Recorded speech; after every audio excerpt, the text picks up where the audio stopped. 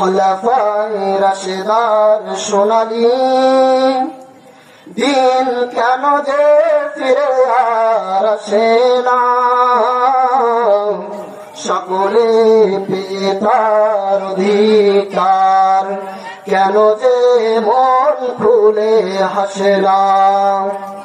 ধুলির আসনে বসে উমরে রাজ্য শাসন করেছে, বলে ঠিক না?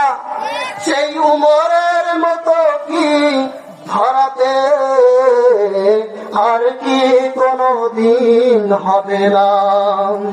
সেই উমরের মতো কি ধরাতে আর কি কোনদিন হবে না? চারদিকে শুধু শুনি হাকার, অন্যায় জুলুম আর অবিচার, সেই জুলুমের কি অবসান আর কি কোনদিন হবে না? খোলাফায়ে রাশিদার সোনালী দিন কেন যে ফিরে আর আসে না,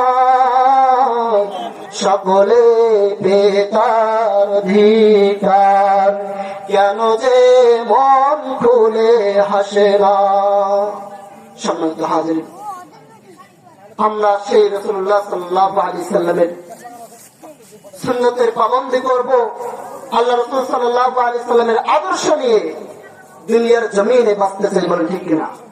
যতদিন বাঁচবো মৃত্যুর আগ পর্যন্ত আল্লাহ রাসূল সাল্লাল্লাহু আলাইহি সাল্লামের সুন্নত তরিকা চলবো। রাজি আছি তো ইনশাআল্লাহ? সাহাবায়ে কেরাম রাদিয়াল্লাহু তাআলা আনহুমদেরকে মডেল হিসেবে তুলে ধরবো, কারণ কোন নেতা নেত্রীকে আমরা মডেল হিসেবে চাই না, বলে ঠিক কিনা? যেই আসুক না কেন ক্ষমতায়, এই চেয়ারে যেই বসুক না কেন, আমরা তাদেরকে মডেল হিসেবে ধরবো না, কারণ আল্লাহর আইন বাস্তবায়ন করতে আল্লাহর জমিনে, বলে ঠিক কিনা? অতএব ইসলামী দলে আসার খেয়াল আছে কিনা আপনাদের? সকলে ইসলামকে সাপোর্ট করব, কারণ আপনার আমার মা বোনেরা বেপরদা হয়ে বেড়াতো না যদি আল্লাহর জমিনের মধ্যে আল্লাহর কোরআন বাস্তবায়ন হতো, বলে ঠিক কিনা? অতএব আমরা ইসলামী আন্দোলনকে সাপোর্ট করব, ইসলামের পথে চলবো। আল্লাহ পাক রব্বুল আলামিন আমাদের সবাইকে তৌফিক দান করুন, সকলে আমিন। ওয়া আখিরু দাওয়ানা আলহামদুলিল্লাহি রাব্বিল আলামিন।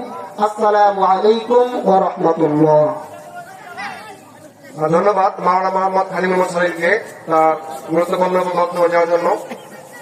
সম্মানিত মুসলিম আপনারা যারা দূর দূরান্ত থেকে আমাদের মাহফিলে আসছেন তাদের জন্য